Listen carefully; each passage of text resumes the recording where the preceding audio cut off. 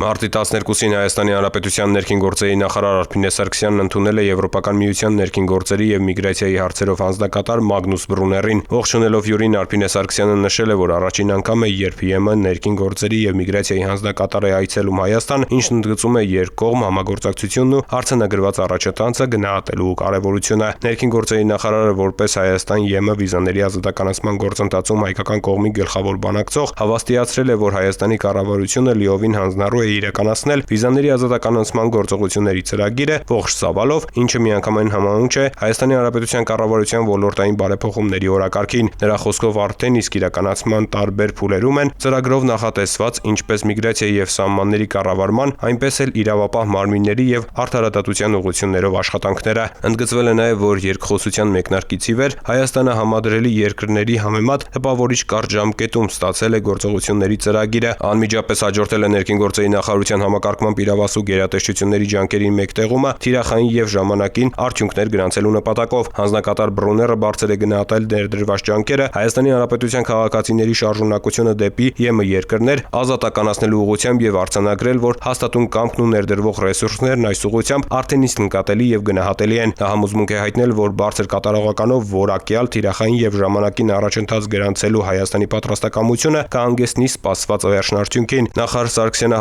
հավաստիացրել է, որ Հայաստանը գնահատում է միգրացիոն հոսքերի կառավարմանը միտված ԵՄ ջանքերը եւ վիզաների ազատականացման գործընթացում հատուկ նշանակություն է տալիս Հայաստանից դեպի ԵՄ երկրներ ուղղված անօրինական հոսքերի կրճատմանը, գիտակցված եւ պատասխանատու միգրացիոն վարքագծի ձևավորմանը։ Հանդիպման ավարտին նախարար Սարգսյանը երախտագիտություն է հայտնել ԵՄ-ին շարունակական աջակցության եւ միայն Հայաստանի Հանրապետության հետ ակտիվ բանակցային գործընթաց ունենալու համար։ Նա նաեւ ընդգծել է պատրաստակամությունը գործնական համագործակցությունը բարձր որակով շարունակելու ուղղությամբ։